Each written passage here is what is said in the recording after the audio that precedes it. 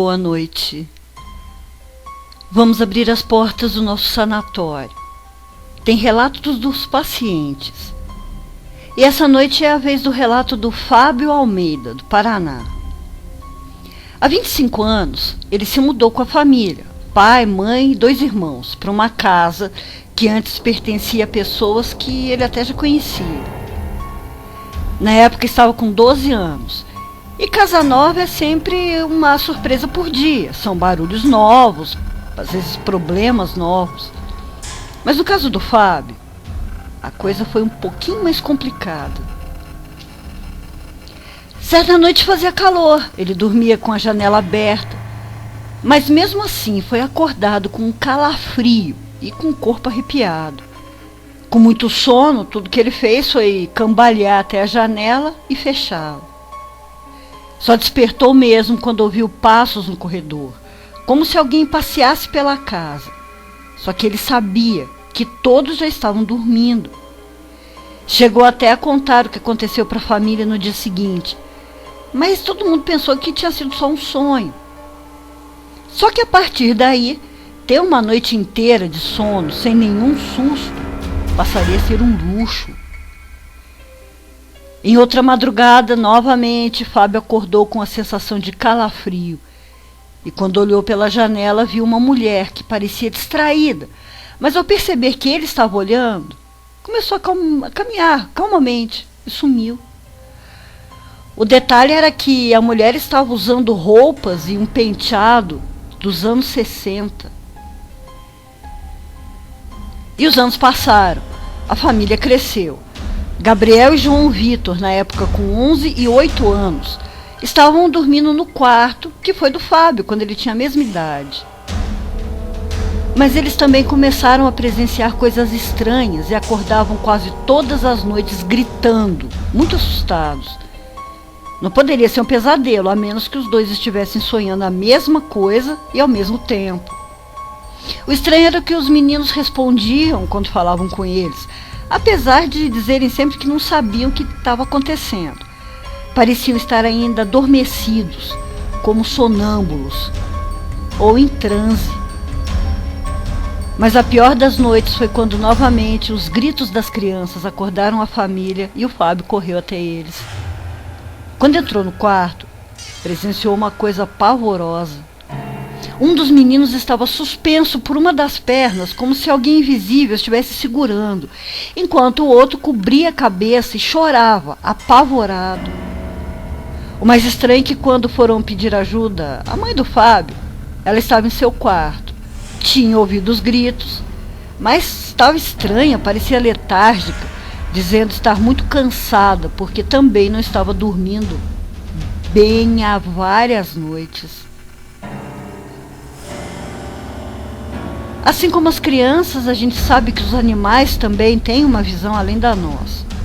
O problema disso é que são sempre os mais afetados. O Fábio é gente boa, ele tem seus animaizinhos que fazem parte da família. Mas certo dia, ele e o pai viram um que eles não conheciam. Era de madrugada e eles acordaram com o gato miando, miado estranho, parecia estar acuado, com medo, até machucado. Então os dois se levantaram para ver o que era. Quase morrendo do coração, porque viram que não era o gato deles que estava miando, e sim um gato velho, esfarrapado, com os olhos alaranjados, e era enorme, e conforme andava pela casa, balançava as coisas ao seu redor. Claro que eles sabiam que não era um animal desse mundo, e é mais certo que não fosse nem mesmo um animal. Muito assustado, Fábio abriu a porta, enquanto o pai dele, apavorado, gritava para que o bicho saísse. E ele saiu. Nunca mais viram de novo tal gato, mas ainda hoje escutam aquele miado pavoroso em algumas madrugadas. Só que as coisas estavam longe de melhorar. Era 2015, época de Páscoa, e o Fábio acordou com seu irmão mais velho gritando. Os pais deles tentavam segurá-lo.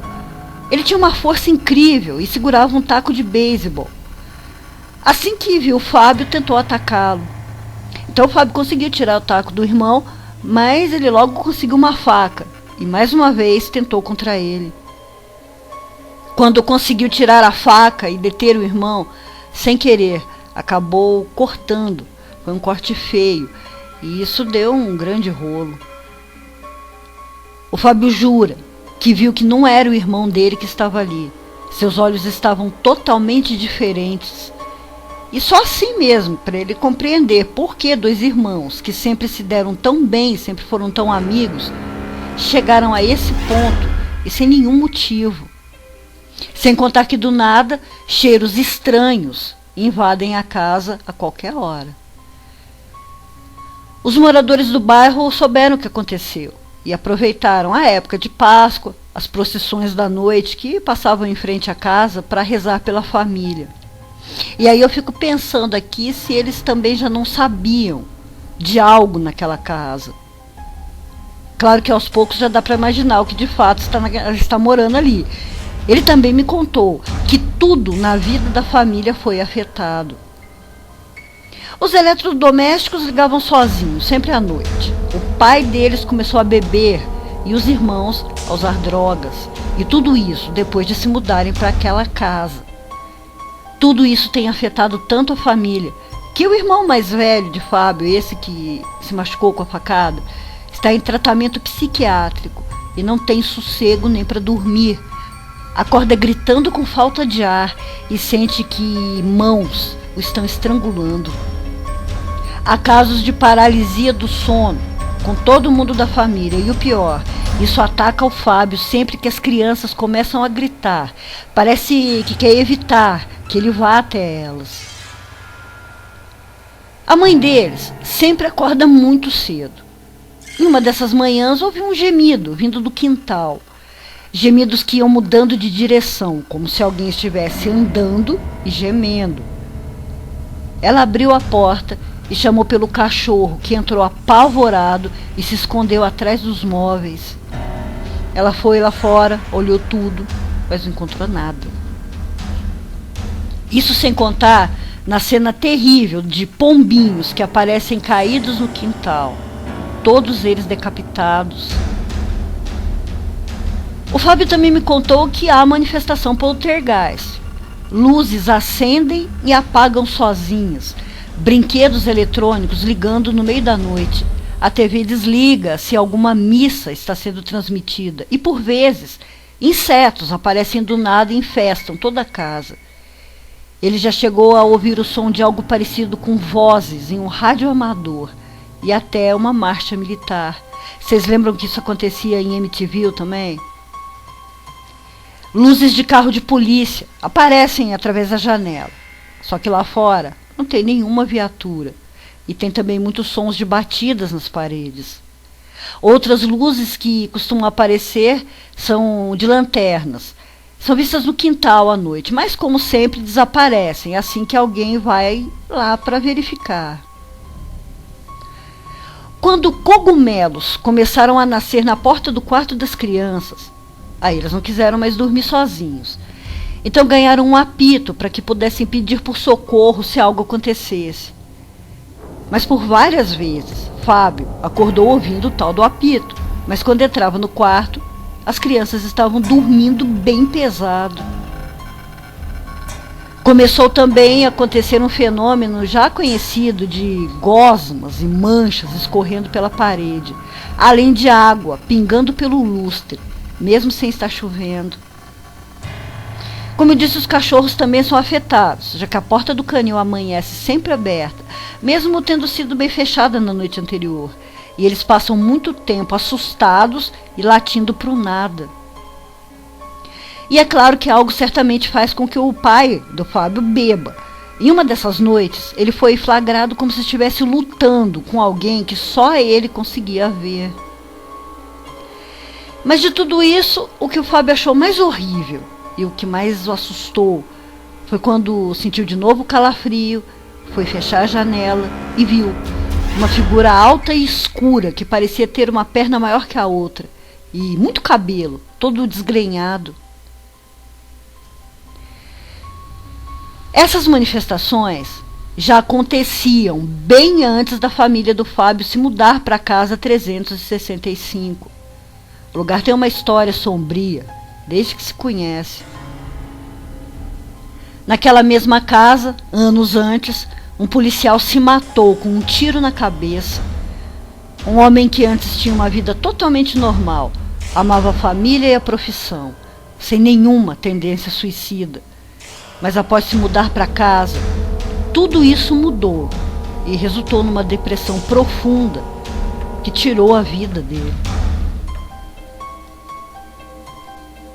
Cheiros estranhos, manifestações poltergeist, perturbações do sono, problemas psiquiátricos. Tudo isso são sinais claros de presença demoníaca. Os insetos infestando a casa e os problemas de dependência de drogas e álcool mostram que a entidade presente na casa é poderosa, que não quer ninguém morando ali.